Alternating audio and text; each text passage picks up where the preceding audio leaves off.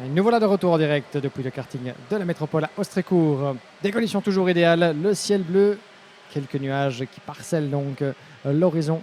Et toujours cette nature verdoyante de la région des Hauts-de-France, des conditions on ne peut plus optimales donc pour clôturer cette deuxième journée sur 3 à la IAME Series Benelux ici sur le JPR Racing Kart, dont l'accueil est chaque année toujours à la hauteur des attentes. Évidemment, encore un grand merci à toutes les personnes impliqués dans la bonne marche de la compétition. C'est contre eux la grille de départ, donc la 14e manche, l'avant-dernière déjà. Après celle-ci, il y aura le D contre le F. Alessandro Tudiska et Connor Grant. Tudiska qui doit ruminer sa revanche sans doute, puisque n'oublions pas que la mécanique qui lui a joué des tours dans une manche précédente, lors de sa course juste avant celle-ci, il était en route pour potentiellement la victoire, finalement la deuxième place. Et au final, il aura dû se contenter de la troisième après une petite mésentente avec son équipier Thomas Van Vliet. On verra ce coup-ci puisqu'il démarre juste derrière depuis la troisième place. Aux côtés de Alessandro Tudiska, Connor Grant sur la première ligne de la grille de départ. Aux côtés de Thomas Van Vliet, Laurie Sachs, Rimmer Blanc et Bo Eyemans sur la troisième ligne, suivi de Julian Kamen et Matthias Van de Kerkhove. Ali Prévost et Yann Bouillet, cinquième ligne. Sixième ligne, nous avons Hogan, le pilote irlandais avec François Delati, suivi de Patrice Kowalewski et Luca Orsica, Rhys Newburn et Jules Van Hull, Dylan DeVos et Tristan Krohn. Dixième ligne, Hiro Van Devenvoorde et Max Storm, Raphaël Lenders et Denis Baumann, suivi de Koen de Rooij, Florent Dirda, Delano Wellens, Noah Kinza, Olivier Failly, Maxime Van Schonwinkel et Livia Sanson. Un total de 29 pilotes sur notre grille, 29 pilotes en piste me semble-t-il, pour leurs 2 tours de montée en température des gommes et de mise en grille. Tout le monde est là et nous sommes prêts, mon cher ami Alex, pour l'avant-dernière manche qualificative. C'est contre eux avec Tudiska qui aura évidemment certainement plus qu'envie d'aller chercher une première victoire de manche. Je regarde effectivement, ce serait effectivement un premier succès qu'il a poursuivi à plus d'une reprise, mais qui ne s'est pas encore matérialisé jusqu'ici.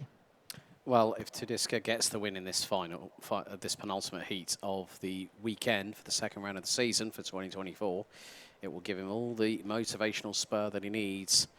But the drivers are going to make their way through the chicane. They have passed the point of no return. 14 and a half rows, 29 drivers set to go into battle for one more time, as we will see who will advance to the top 36A final, those who will go into the B final, and then those lower than 72nd. Revs rise, lights are on, lights are out, we're underway. First time of asking. Connor Grant looked to the outside of Alessandro Tudiska as now Thomas Van Vliet went through, and that is Connor Grant off the circuit at turn 1, shoved a little bit wide. I think maybe Van Vliet had a little bit of something to say about it, but look, Laurit Sachs is now behind Alessandro Tudiska, so the Dane has moved up to P2.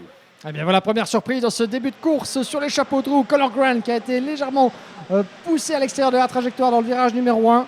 On va voir jusqu'où il est retombé le pilote Victory Lane. Mais quelques plumes de perdu là-bas à l'avantage d'Alessandro Tudiska depuis la pole position, qui n'en demandait pas tant pour déjà mettre un petit peu d'écart entre lui et Laurie Sachs, le pilote danois qui est remonté en deuxième position d'entrée de jeu sous la pression de son plus proche poursuivant là-bas. Je pense que c'est Thomas Van Vliet, effectivement, Thomas Van Vliet qui tente déjà de lui ravir la deuxième position. Il reste derrière à l'approche de la chicane.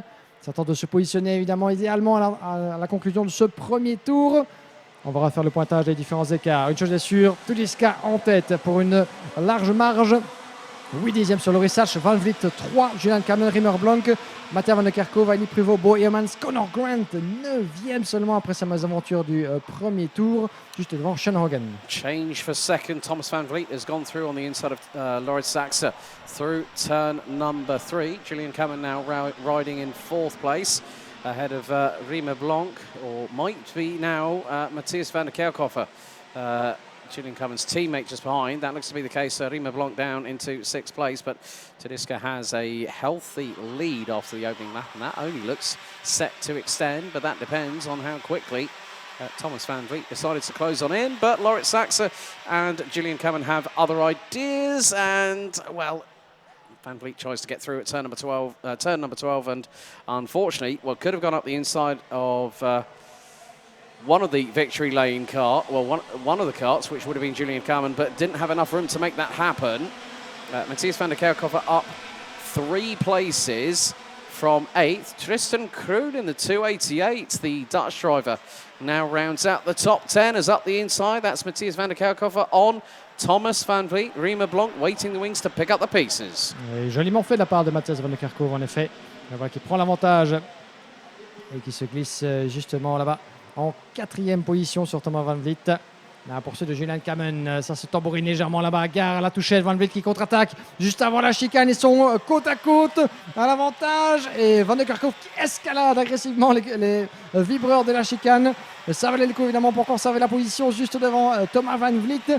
Avec Riemer Blanc et Hailey Privot juste derrière qui tentent de s'immiscer dans la bagarre. Van der Kerkhofer qui vise large dans le virage numéro 12 pour mieux appréhender la chicane. Ça lui permet en tout cas de se dégager des crocs de Thomas Van Vliet et de ses poursuivants juste derrière. Oh que c'était chaud là-bas. Et regardez justement Van Vliet qui perd dans l'aventure et qui perd pied justement, puisque non seulement Riemer Blanc et maintenant Hailey Privot viennent de prendre l'avantage. Donc ça va de mal en pis malheureusement pour le pilote du team RSD. Van Vliet qui se battait pour les premières places de cette épreuve et qui est occupé déjà à tenter de remonter autant que faire se peut. Donc certainement pas le scénario qu'il avait envisagé au préalable, Thomas Van Vliet, alors que pendant ce temps-là, son équipier Alessandro Tudiska creuse l'écart en tête. I've just seen there is going to be a yellow flag situation. It's at turn 8.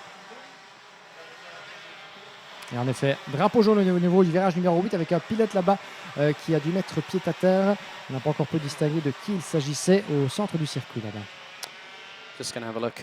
Might be Rafael Leenders in the number 366 from Belgium. Could be the driver. Hadn't actually broken the timing beam in sector number 2, and that's where it actually happens, coming out of 8 and into 9 through the chicane. Dylan de Vos also might not be running in this race anymore, but things are getting very, very close indeed. A little bit further back, Tudiska has opened up nearly a 1 second lead over Lawrence Saxer, who's been kept very honest by Julian Cumming from Victory Lane in the number 255. Matthias van der Kerkhofer, new fastest lap of the race, 57.422, but is about 1.6 seconds behind third place. Ça va commencer à être intéressant, effectivement, entre ces deux-là et le leader Alessandro Tudiska, puisque, comme vous le voyez, ça ne s'attaque pas entre Loris Hatch et Julian Kamen. Il y a sans doute mieux à faire. Aller chercher le leader du team RSD. Moins d'une seconde entre Tudiska et Loris Hatch au volant du châssis Falcon. Matthias van der Kerkhofer derrière qui tente de recontacter, de grappiller l'écart et d'aller, pourquoi pas, s'immiscer à la bagarre pour la deuxième position. Il a encore pas mal d'écart, évidemment, à aller chercher. Matthias van der Kerkhofer qui est pour l'instant isolé sur sa planète, le pilote Victory Lane. Il y a 2 secondes 8 de retard sur Julian Kamen à ce stade.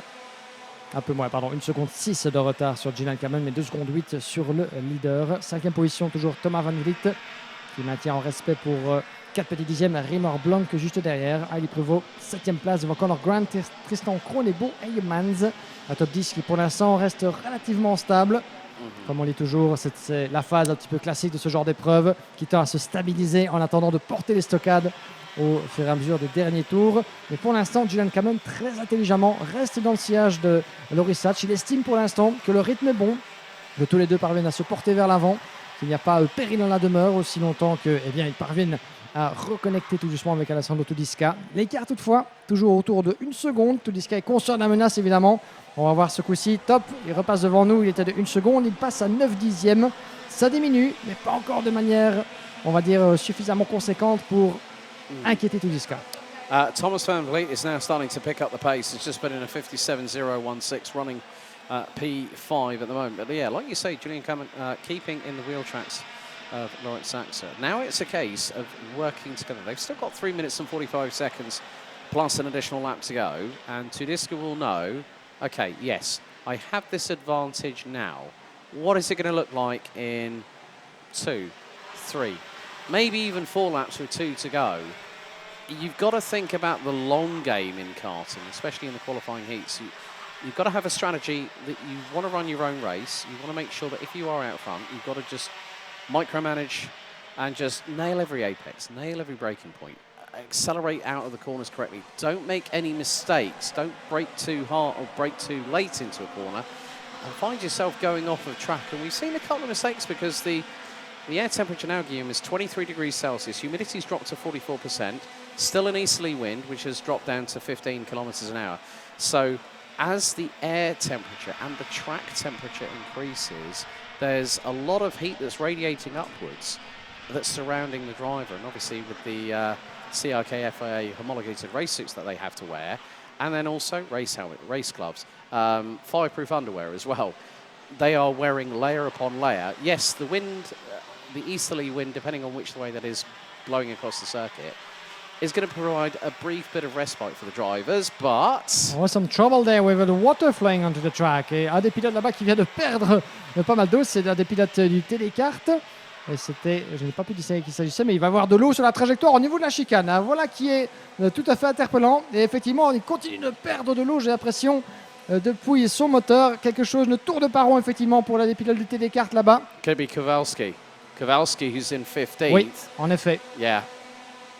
So it would have caused a couple of people. Sean Hogan's dropped to 17th, started 11th. So, yeah, depending if because obviously with these engines, there's water going through the radiators. There's no like actual effective coolant. You're allowed to put water in, but you can't use coolant according to the regulations. So if a hose goes, someone is leaking water onto the track.